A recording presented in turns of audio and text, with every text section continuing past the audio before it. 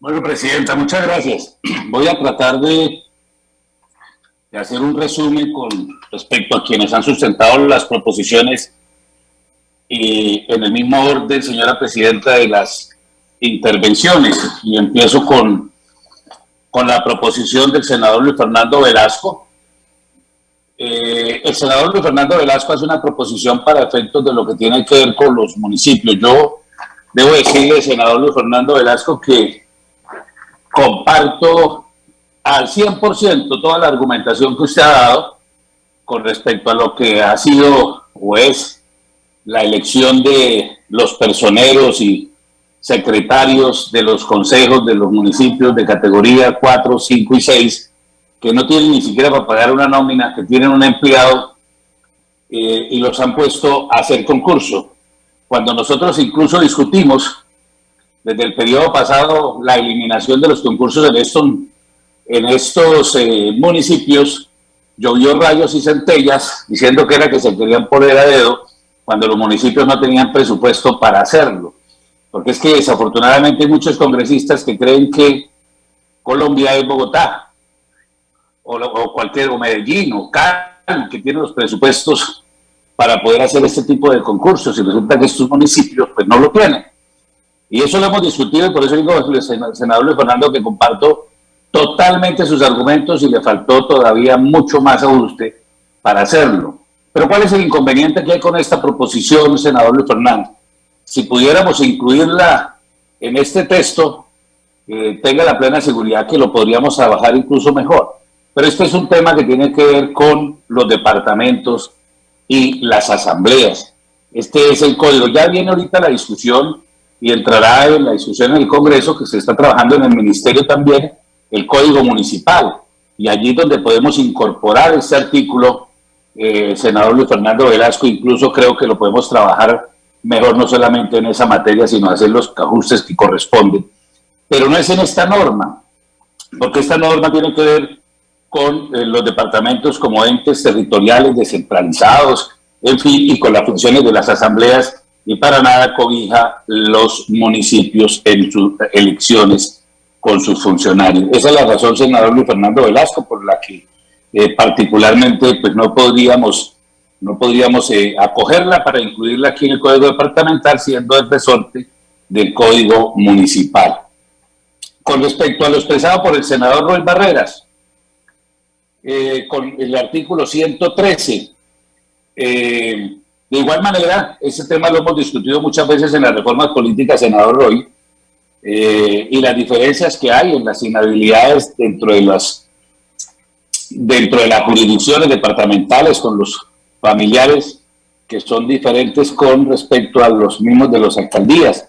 Pero en la proposición que el senador Roy Barreras se cobija, digamos, en este ordenamiento, nosotros lo que estamos acogiendo son las normas hoy constitucionales que tienen que establecen el régimen de inhabilidades, y en el artículo 113 particularmente habla de las incompatibilidades de los gobernadores, senador Roy, y agregarle en una incompatibilidad del gobernador incompatibilidades a personas que no trabajan en la gobernación ni cumplen las funciones, como el mismo caso de los familiares, pues no es compatible en este artículo, porque lo que estamos nosotros es incorporando cuáles incompatibilidades le corresponden es al gobernador, a quien ejerce la función de gobernador.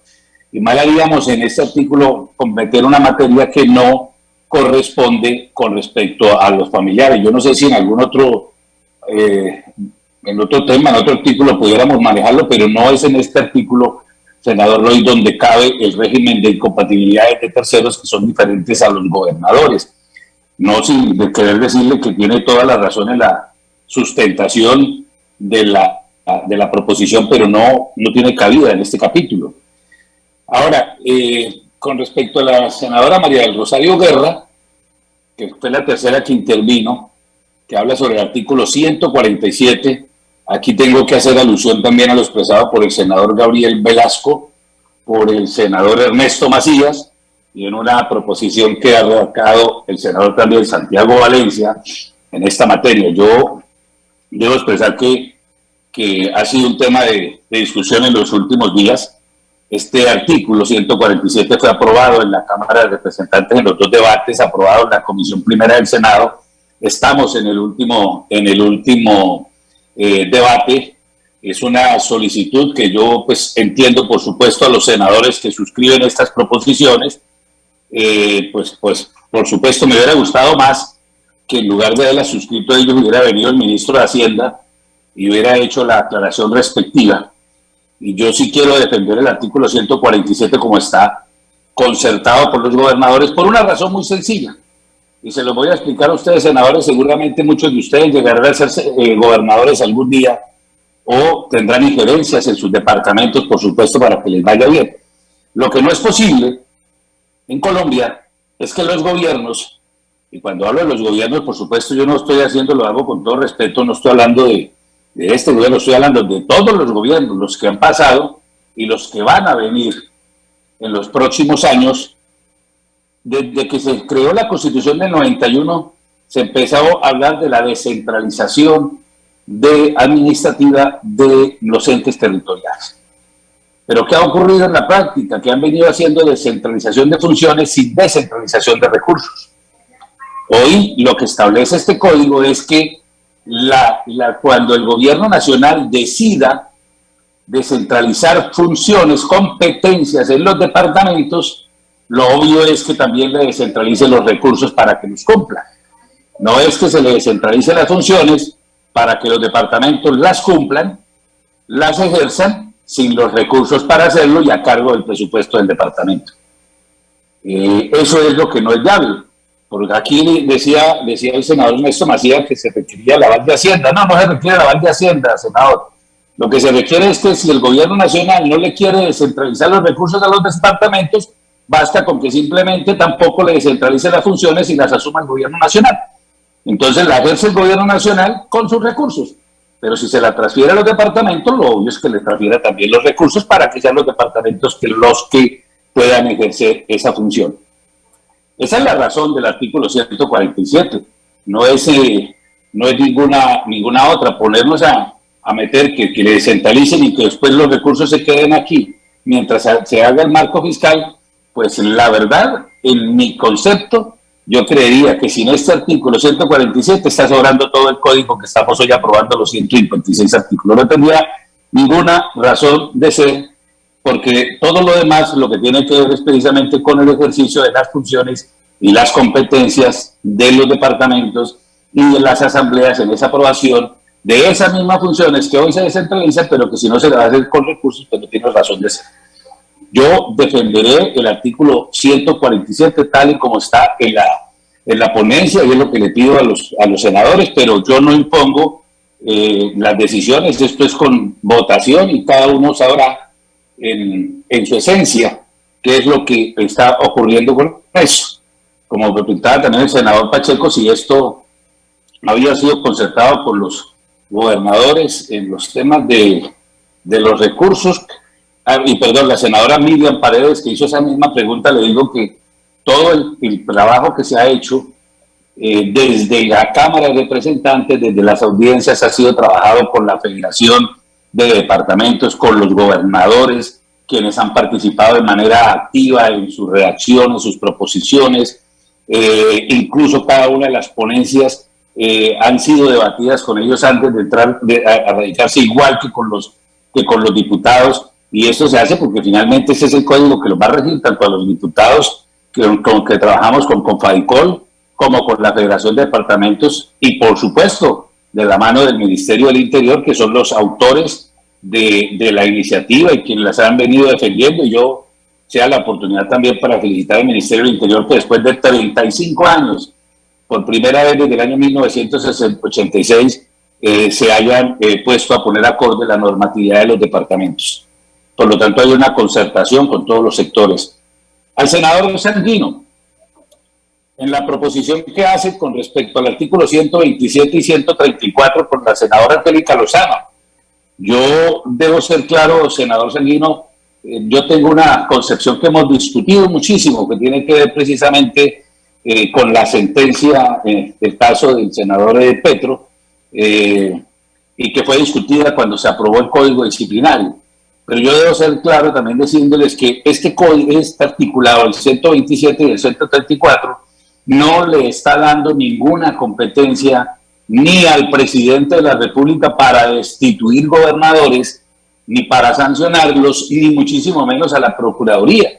El artículo 127 y 134 lo que dice es que cuando una entidad competente, como es el caso hoy de la Procuraduría, porque aquí no fijamos competencias, aquí no le estamos otorgando eso a la Procuraduría, eso está establecido en unas leyes recientemente aprobadas, entre otras cosas, que están también demandadas en la Corte Constitucional, para que las autoridades que le corresponda sancionar a un gobernador, sea la Procuraduría o mañana un juez penal o a quien le otorguemos la competencia por parte del Congreso, para que investigue a los gobernadores, cuando esa autoridad determina que el gobernador debe ser separado del cargo, lo que establecemos nosotros en el código es que ese gobernador será separado, por supuesto, por el presidente de la República, quien tiene que expedir el acto administrativo correspondiente, pero no es que el presidente de la República se le estemos otorgando facultades sancionatorias,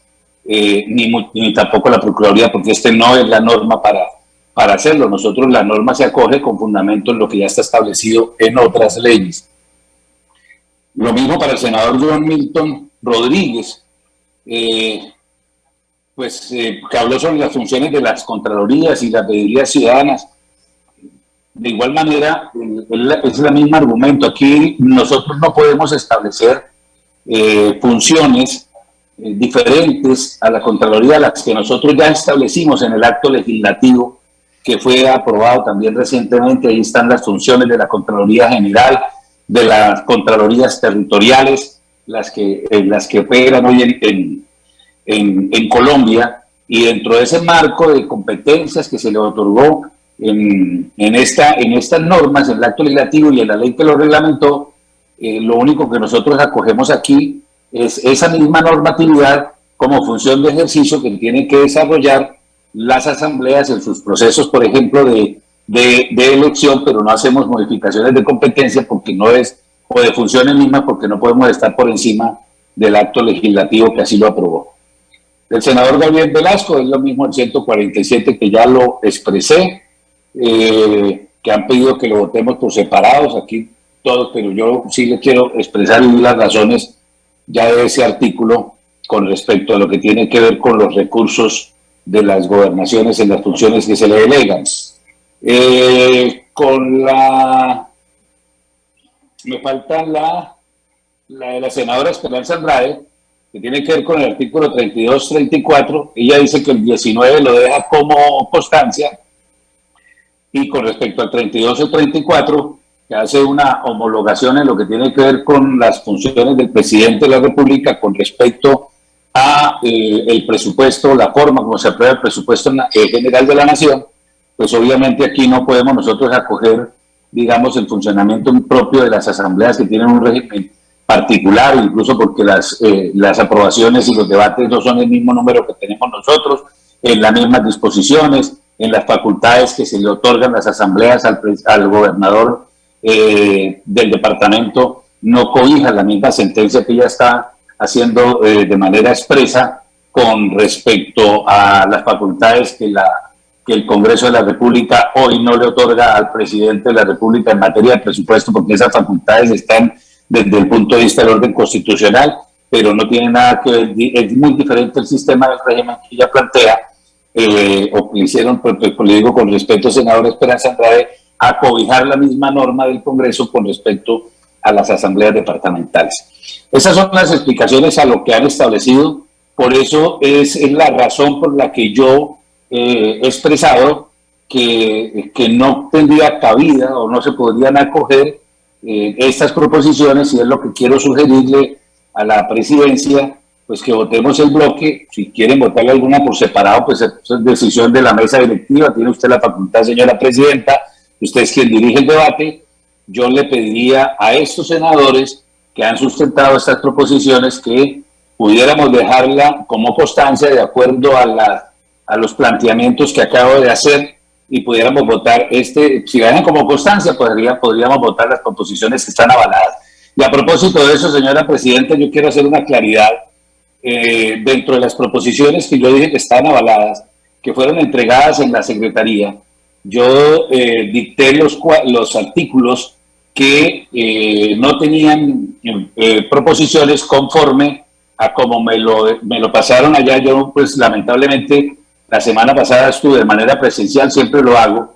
Hoy no lo puedo hacer de manera presencial en el recinto del Senado, y no hubiera ocurrido esta hierro que voy a explicar. Toda vez que tengo un impasse aquí, estoy sesionando incluso desde una habitación de una clínica por un tema aquí familiar, y por eso creí en el cuadro que me mandaron, y porque yo estoy diciendo hay 5 proposiciones avaladas, entre unas del 27 y el 30, y entonces por el interno me dicen que el 27 y el 30 se votó en el bloque inicial, y yo quiero pedir que, si es así, pues esas proposiciones estaban en Secretaría, por favor también se ordene reabrir la discusión del 27 y el 30 para poder votar las 2 proposiciones que han sido avaladas en estos 2 artículos, señora Presidenta. Para darle mayor procedimiento, le pediría que votáramos este bloque de artículos.